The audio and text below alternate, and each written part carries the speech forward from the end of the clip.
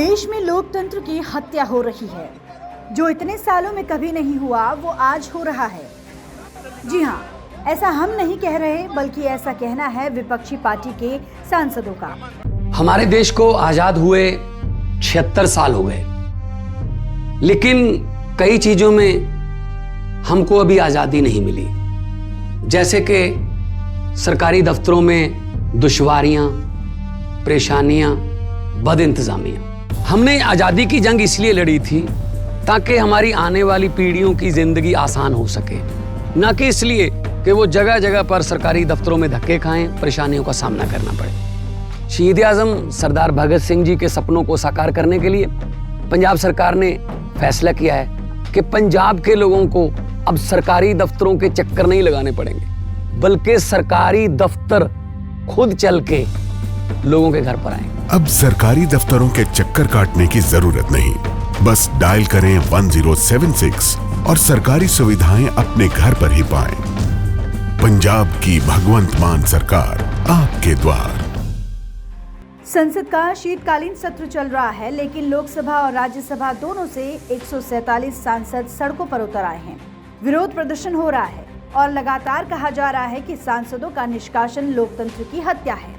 दरअसल 13 दिसंबर संसद की सुरक्षा में चूक हुई, कलर स्प्रे गन का इस्तेमाल किया गया और इस घटना के बाद सांसदों ने सदन के अंदर गृह मंत्री के बयान की मांग की और कहा, सुरक्षा में इतनी भारी चूक कैसे हुई और कोई कुछ बोलने को तैयार क्यों नहीं है।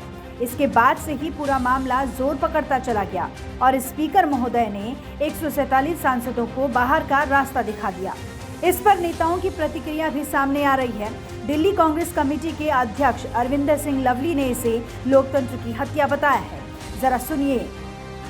देखिए, जिस तरीके से लोकतंत्र की हत्या देश में हो रही है, दुनिया में सब जगह हिंदुस्तान को दुनिया का सबसे बड़ा लोकतंत्र कहा जाता है, लेकिन जिस तरीके से लोकसभा आज चल रही है वो पूरे के पूरी दुनिया के सामने दुनिया के सबसे बड़े लोकतंत्र पे सबसे बड़ा धब्बा है। तो इसीलिए जो है हम लोकतंत्र बचाओ, डेमोक्रेसी सेव डेमोक्रेसी डे के रूप में आज इसको मना रहे हैं और निश्चित रूप से हम लोगों के लिए चिंता का विषय है। और जब से ये नई पार्लियामेंट बनी है तो पुरानी पार्लियामेंट इस तरीके का मॉन्यूमेंट हो गया है जैसे हम कहेंगे कि हिंदुस्तान में भी कभी लोकतंत्र होता था। देखिए, सवाल एकता का नहीं है, सवाल सभी लोग जो है पीड़ित हैं।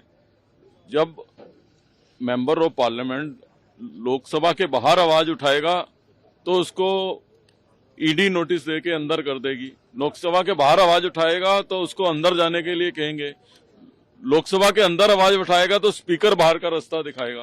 तो लोकतंत्र में आवाज उठाएं तो कहां उठाएं। इसके साथ ही अन्य विपक्षी पार्टियों के जो नेता हैं उनकी भी प्रतिक्रियाएं सामने आ रही हैं।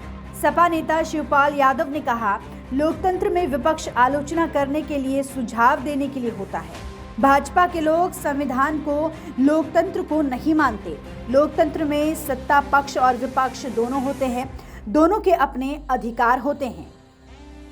सीधा सीधा देखिए, लोकतंत्र में विपक्ष आलोचना करने के लिए, सुझाव देने के लिए होता है ना।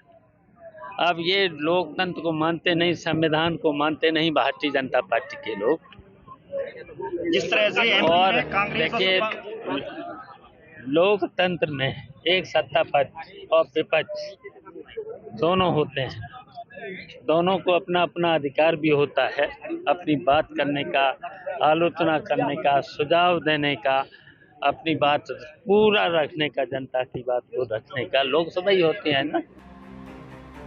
जहां एक ओर कांग्रेस गुस्साई हुई है, वहीं दूसरी ओर भाजपा क्या कुछ कह रही है वो भी आपको बताते हैं। भाजपा विधायक कैलाश विजयवर्गीय ने कहा कि लोकतंत्र की खूबसूरती की चर्चा है, संसद में आंदोलन से इसकी खूबसूरती नहीं बढ़ती।